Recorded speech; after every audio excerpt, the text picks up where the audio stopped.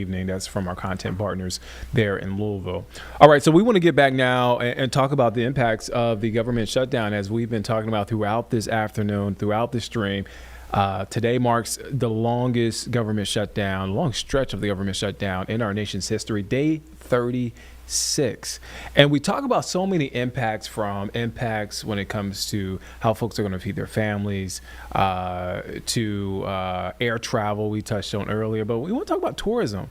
North Carolina has some great destinations, and tourism is impacted by this government shutdown. I want to bring in Dr. Lincoln Larson, associate professor in the Department of Parks, Recreation, and Tourism Management at NC State University. Dr. Larson, thank you for your time. For sure. Happy to be here. Let's talk about it. I mentioned tourism. How has this government shutdown affected you're talking about access to these major tourist destinations?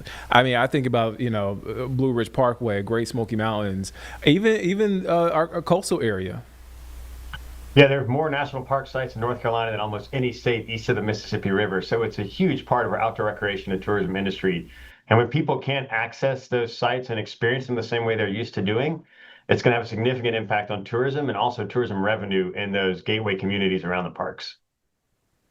And one thing I think about too, and hopefully you can answer this, the longer the shutdown goes on, does that impact visitor behavior or demand in the long term? Eventually we won't be in a government shutdown, but Yeah, I mean, there are lots of issues associated with the shutdown. The first and foremost is the staffing concern, right? And, parks, they're public resources. We try to keep them open as much as we can, but the reality is they require some degree of management. I mean, a lot of those parks, especially the Smoky Mountains, for example, runs like a small city. So when you don't have staff on the ground to take care of maintenance issues, to helpful dispose of human waste, to engage in law enforcement activities that would keep visitors safe and help them have a good experience, when those things are missing, the visitor experience starts to break down. And so the longer this goes on, the harder it is to sustain the types of trips that we're used to having when we visit places like national parks. I also think about the recovery from Helene, Western North Carolina. We talked about the mountains, a great destination to go to. They are still picking up the pieces. I mean, more than a year later, that's still a heavy lift out there. Does this stunt any of the progress being made or any of the future work that's happening out there?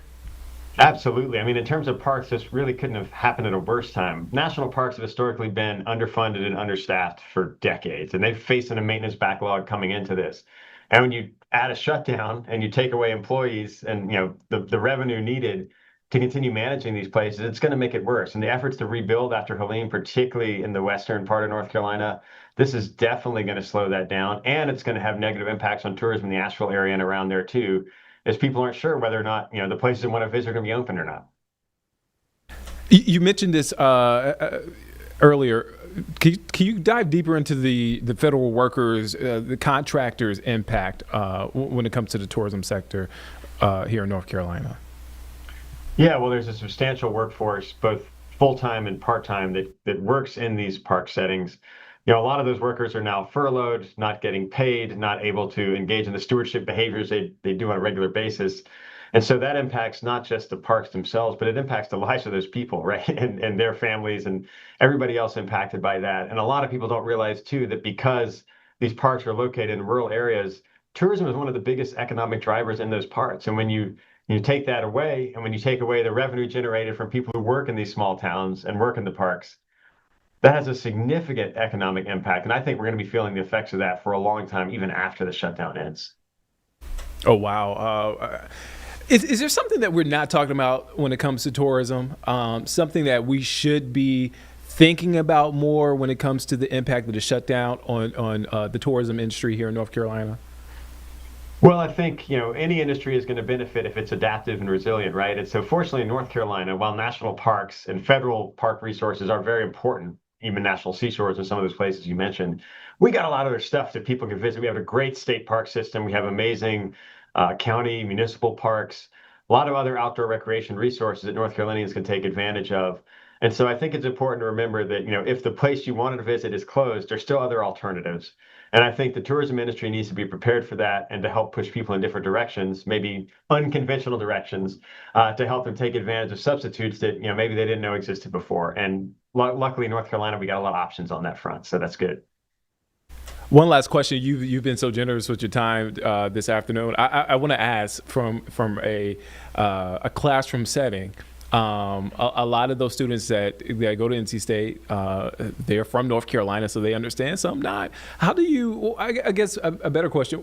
What is the conversation surrounding tourism in this government shutdown overall in the classroom? Well, I can tell you that students aren't happy about the situation when they're getting out, graduating, looking for jobs, and government isn't functioning, parks are closed, all that. So it's not a great situation for our students.